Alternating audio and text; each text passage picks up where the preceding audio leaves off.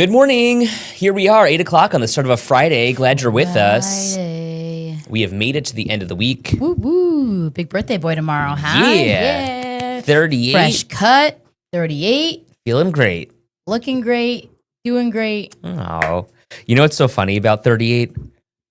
Katie is still older. And unfortunately for her, always will be. Right. And Ed will always remind her. She's 40.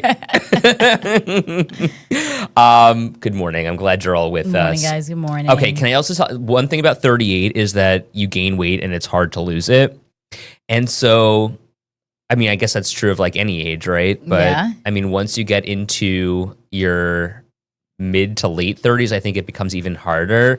So this shirt that once fit me doesn't anymore. And it was like the last remaining shirt in my wardrobe because all of my other shirts are being dry cleaned right now. And I didn't plan out the right way. I thought I was picking it up tomorrow. I mean, yesterday, which would have meant no problem today. Turns out I'm picking it up today. So I didn't plan. And so my seams are screaming a little bit. So It's just because you've been working out so much. honestly, It's like the six-pack breaking it's right out. here that I'm like proud of, but right here that I'm not proud Right. of. So anyway. Peter says you look more like 28 than 38. Well, God Just bless you, Peter. Thank you. Everyone's saying the birthday wishes. Danielle says wait till after you're 50. Girl. You look at food and gain weight. Thank you. I feel like I can smell something, and like the whiff of something is already 5 pounds on my body. That's enough. Dear Lord, Noreen, I hear ya. What a week. What a week. What a week.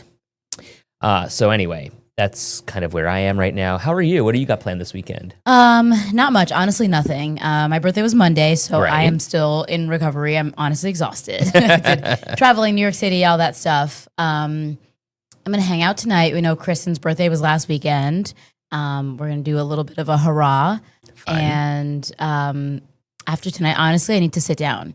I need to sit Mama down. needs a rest. I need to look at my dog, and we need to. I'm gonna wake up and then take a nap. Those are my plans for the weekend. Eat, maybe cook something. I want to do nothing. It's been so nice out. Mhm. I know it won't be as nice as yesterday, but like It's okay.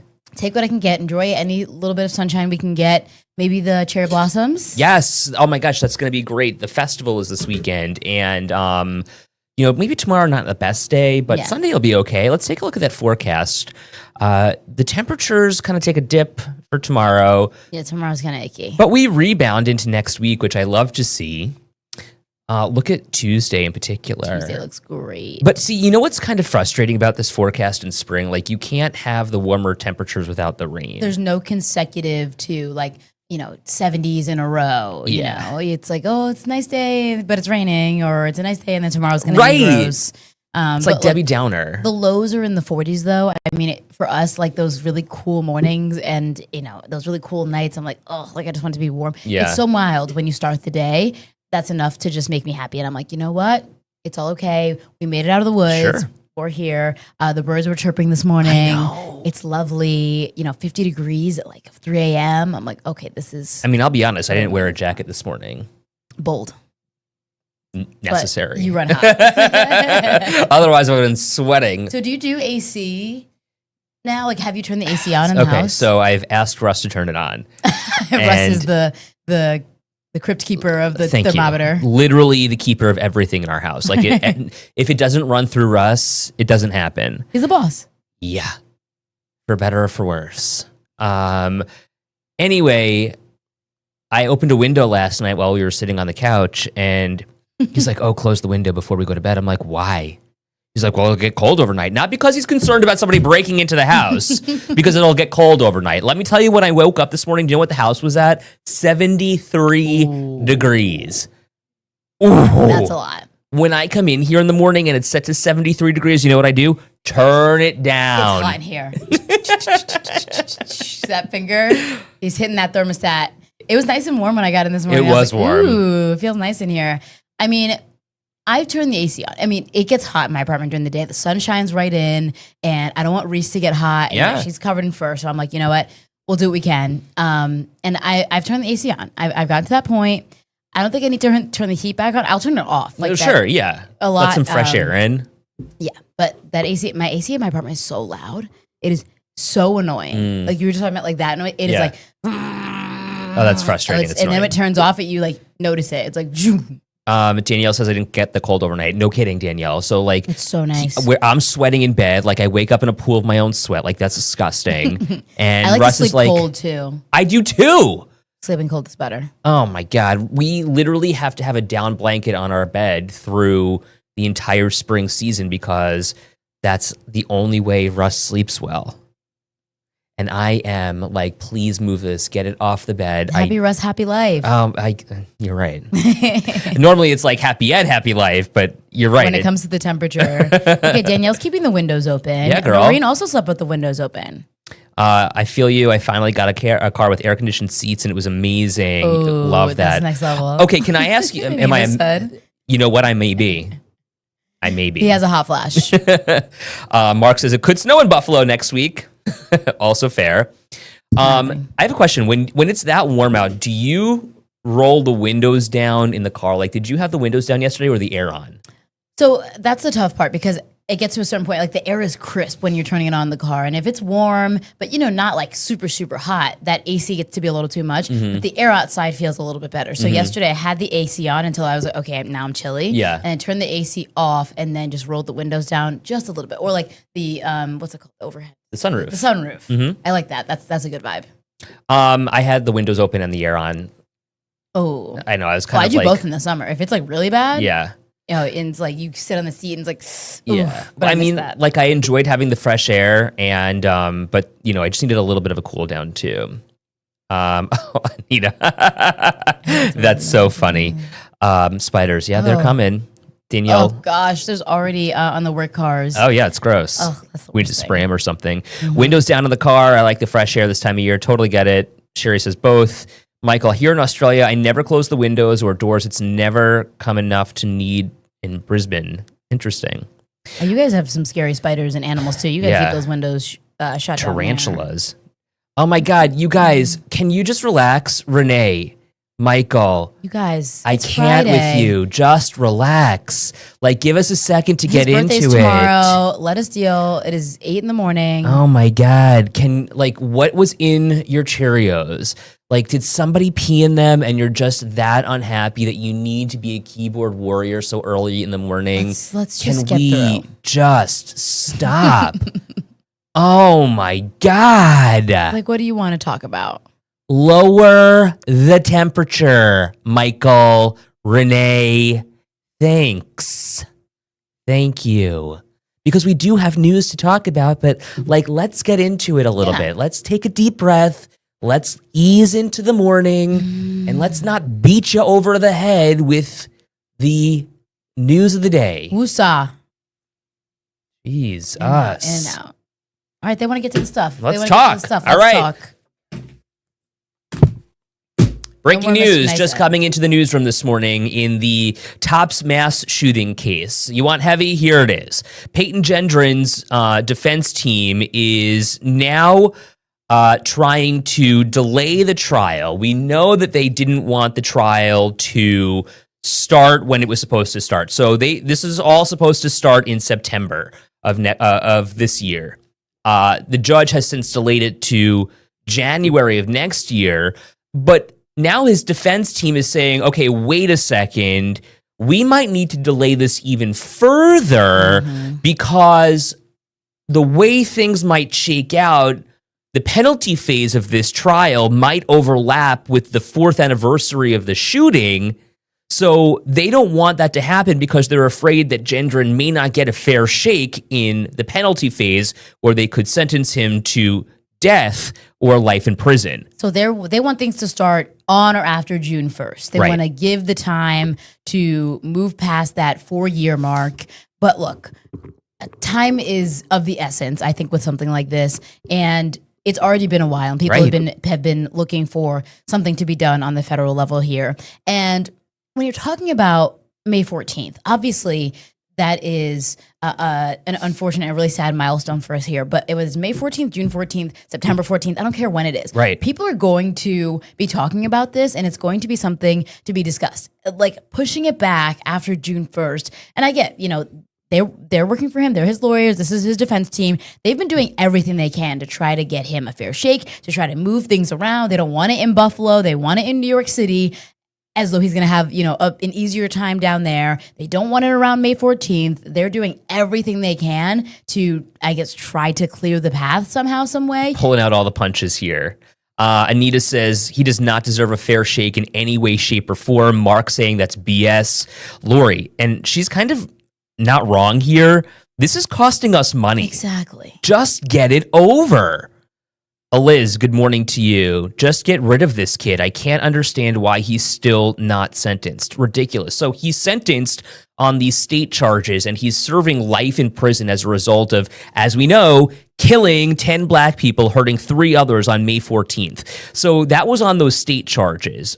The part about the federal charges that's a little bit different here is that he faces the death penalty, or the possibility of the death penalty. Right. And as a result of that, his attorneys trying to delay to really not have to deal with the consequences or the potential consequences. They want to spare his life. They tried to get the death penalty taken off the table. A judge ruled, it's still on the table. It's still an option.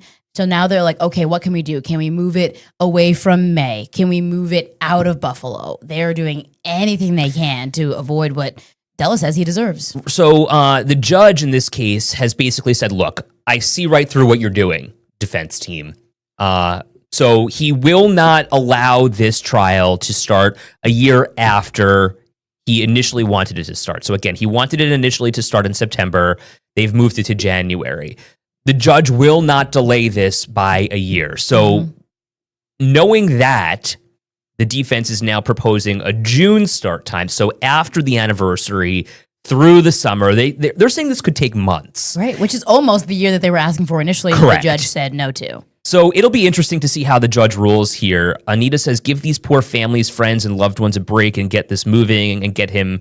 Well, I say the electric chair is what she says. Linda, isn't there something about having a speedy trial? Well, yes, but that speedy trial exemption was waived because there is such a massive amount of discovery here. And what that means is that there's so much evidence that the defense needs to go through, that the prosecution has already provided to them. They're saying that there are terabytes of evidence, but the prosecution says, okay, but so much of that is just video evidence, and we know what the video shows. So there's just a whole back and forth here over logistics.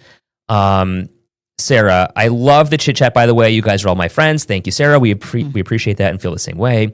Amy, he has had enough of a free ride so far. An eye for an eye. He deserves death. Sheila, good morning to you. If he was of a different color, it would have been over. And that's it right there. You know what I mean? And you go back to that day, right? And that's what people are saying then. The fact that he was even able to make it to a trial or to jail or to now prison. It's frustrating to sit here and to know that there are those family members of these victims who have to live this every single day, who are going to go through the birthdays of their loved one, who are going to go through this upcoming Mother's Day, upcoming Father's Day, Christmases, all of these things, and not have their loved one. And we're sitting here talking about, move the case back. Oh, don't put it around the anniversary of the shooting. That's not fair for him. It's just a big eye roll, I think, for those of us in the community who went through this. Well, and it's because we all know he's guilty. We all know he did it. He pleaded guilty on state charges. He's admitted to doing it. He sat there in that room, and we watched him, face it and sit there, and those family members get to have their day in court next to him and say what they needed to say. But now here we are. Things escalated to the federal level because of what he did and what he chose to do in our community. And now, here we are with the legal system and the legalese. This is what Anita's saying. That part of the legal system sucks. This kind of stuff, the minutia of, all of it. And of course we follow it and we want to know what's going on. But these little incremental moves, that wouldn't be fair for him. I mean, is fairness even? I mean, look, I understand the need for a fair trial, but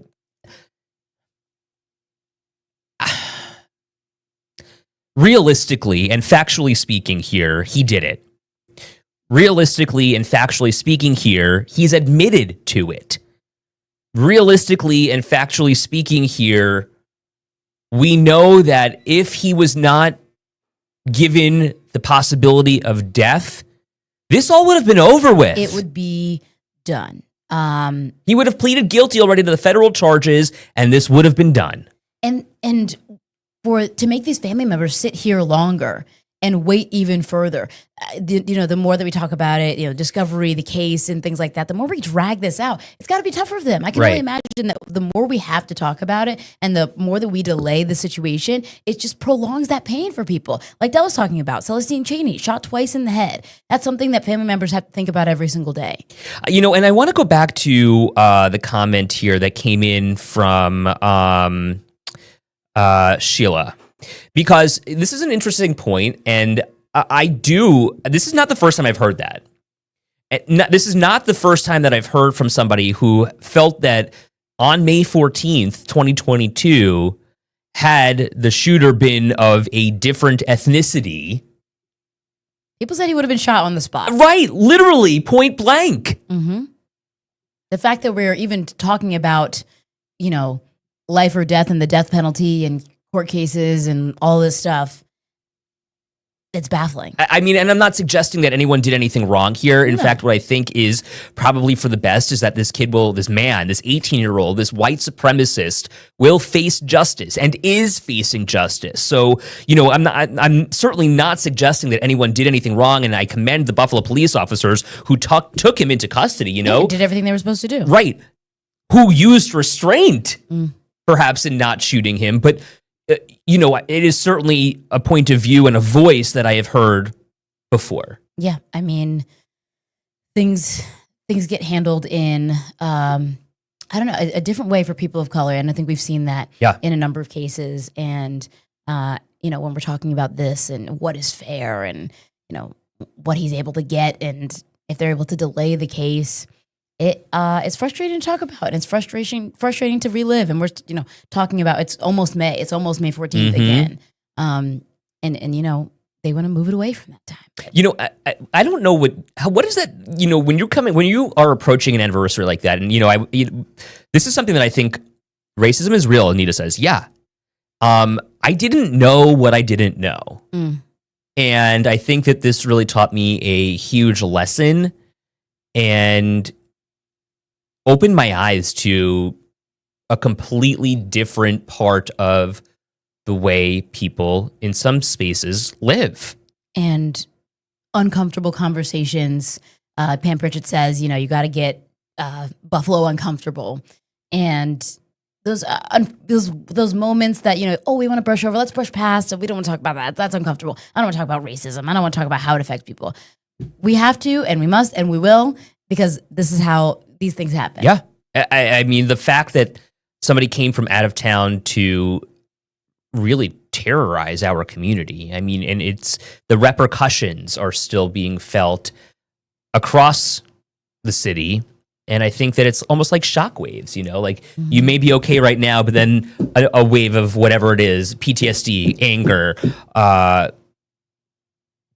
frustration comes about. Like it lingers. And that's kind of like what they want. Yeah. I mean, that's what Barb's saying. He drove out of his way. She questions, should he ever have a fair trial? It's a joke, the death penalty. It'll be interesting to see what happens here. So the judge will make a decision at some point, but that's what's breaking this morning. Yep, that's the latest. We'll keep following it for you. Should we switch gears this morning and talk about the good things that are happening in Buffalo? Let's talk about the good things. Let's give you a reason to smile. Nancy says, welcome to the new Buffalo Bill. He's probably on a plane now or making his way. Maxwell Hairston. And it's super exciting. Look at him. Look at that smile on his face. I know. I love him. Pumping his chest. Super excited. Wearing that Buffalo Bills hat. He is the pick for the Bills. They had the 30th pick.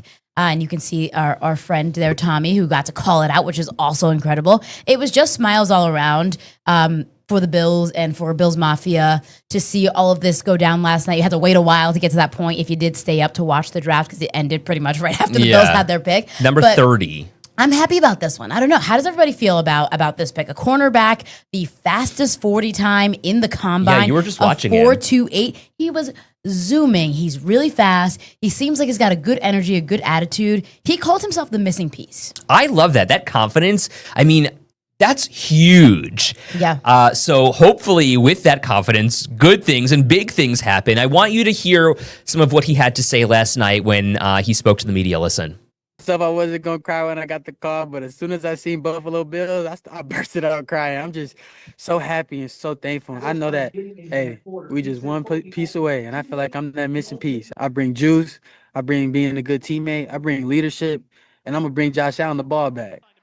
That's my favorite part. I'm going to bring Josh Allen the ball back. He's working for QB1. He's working and he's ready for it, right? I mean, you got to think about it for this young man. He's 21 years old. You know what I mean? I mean, he's so young. He's just finished college at the University of Kentucky. He's from like outside of Detroit area. And now he's on his way to Orchard Park, on his way to Buffalo, ready to go to war for Josh Allen. I love that. And bring him the ball back. Anita, good things, big things go Bills. Heather, good morning to you. Once again, he was amazing last night, hyped up everyone that went before him. He's going to fit in here. I think so. Right. This is going to be huge. And then Marguerite also mentions that Tommy did a great job. Yeah, Tommy Parzumiso, he's from Orchard Park. He has Duchenne muscular dystrophy. I think he was diagnosed when he was 2. And Brandon Beane surprised him saying, hey, wanna announce our first pick? And so he did. So listen to how he did it. The 30th pick in the 2025 NFL Draft, the Buffalo Bills select Maxwell Harrison. Let's go! Let's go! I love that. Like, that is such a Buffalo way of ending it, right? And look at that smile. He did such a great job. I mean, that's a huge task, right? Those are huge shoes to fill. You got to be the one that calls the name. And he did it so well. And then you see him. Also love the fit, huh? Yeah, he looks really good. I like that jacket. You know what I love about Tommy calling this is that he also got to hang out with Roger Goodell, who, by the way, is a Jamestown native. Mm-hmm. We've talked about this in the past.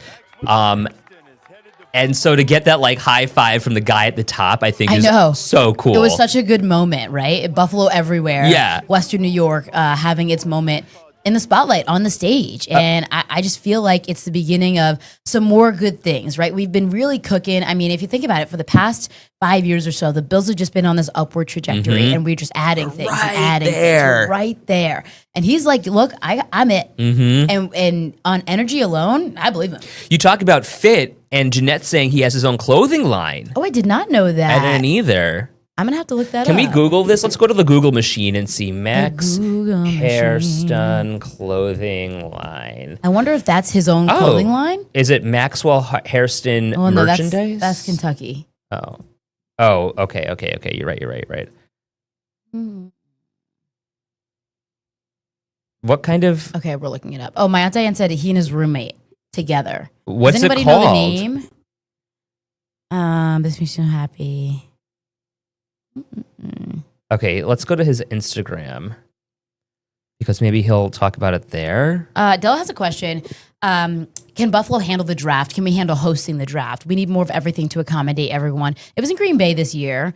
And I wouldn't say that we're too far off in size from Green Bay, Wisconsin. Right. But I think you're right, Della. In order to host everyone, and obviously it wouldn't be until the new stadium is ready to go, but we would need, hotels. We would need things for people to do, places for people to stay. But the Bills want to do it before 2030. Yeah, I think they're saying 2029, which would be a huge deal. And, it brings millions of dollars in economic impact to the city that it's in. We heard from Green Bay that they're seeing that impact as well. And they're like, Green Bay is so great, blah, blah, blah. Like, okay, like if Green Bay is so great, like Buffalo can be that much better. Yeah, exactly. Jackie says, didn't think we could be more excited for football season. Maxwell's attitude helps put it over the top, and then my computer just decided to stop working. Heather says, yes, they will build it off the field house. That's pretty cool. Who else do you think we need? I mean, obviously, this is one pick. They have, 9 more over the next couple of days. This helps the defense out. We just brought Trey White back in. You've got Max now on the other side and Christian Benford.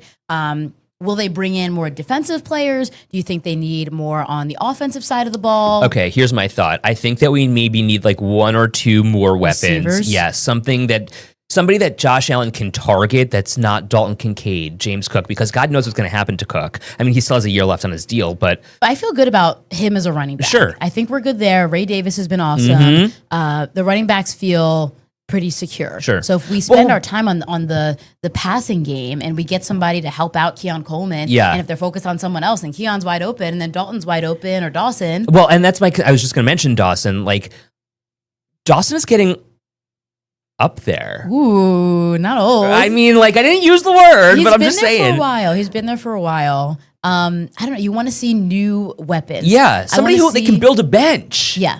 I want to see that happen. I feel like the offensive line has been pretty solid. Yeah. What is it? Heather says we need some big linemen. Okay. She doesn't think it's solid enough. Heather thinks we need a big guy to help protect. Seriously. I mean, when you talk about the people that we have now, you got the Snowman, I think, leading the Love team. him. So when you have him, you can just build around that He's kind of person. massive.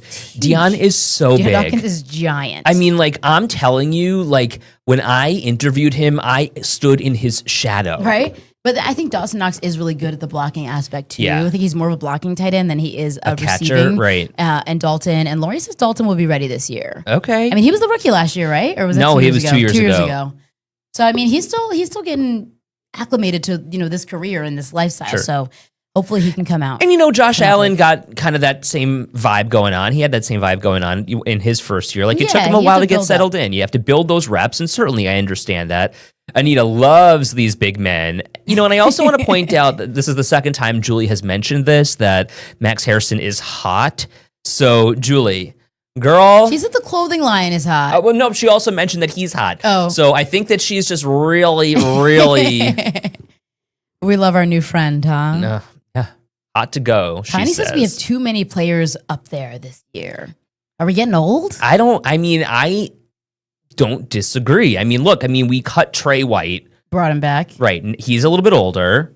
Dawson Knox is getting up there. We are a step away from greatness. I don't disagree with that. But who is going to say, look, this can't be like an HR nightmare, right? Like, we know in football, age is a reality. Mm-hmm. When you talk about you're pushing and shoving around and getting your head hit and battling with 300-pound guys. Right. Look at Tua.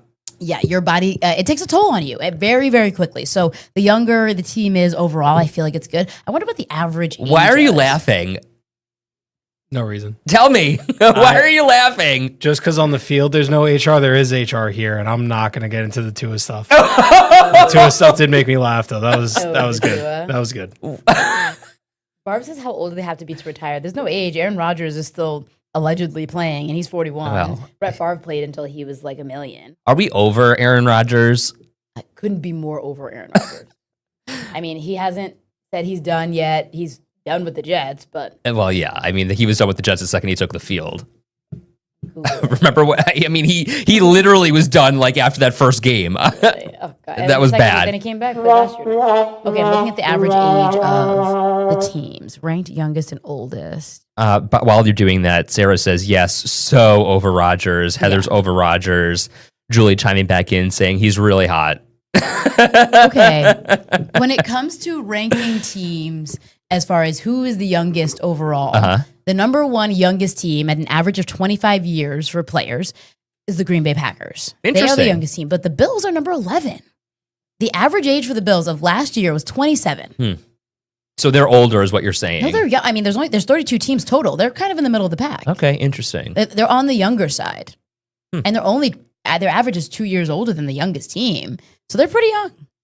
I do want to bring up Mark's point here too. Biggest surprise of the draft that Shedeur Sanders wasn't picked in the first round. So I was actually just watching this video, and okay, so I totally understand now what everyone was talking about. Like, the interviews didn't go well. Is that what we were hearing and Yeah, talking a little about bit of yesterday? attitude. Aaron Mikowski was saying that yesterday. He Yes. predicted accurately that Cam Ward would go first from Miami and that Shedeur wouldn't be picked. A lot of people are saying, I thought he was going to go to the Steelers, but he wasn't picked. So I don't know if it's an attitude problem, if things just weren't going well. Okay, he's so- not going to go. I think he's going to get picked by someone. Well, sure. The Athletic posted a video on Twitter that I was watching, and he was kind of a little, like, definitely not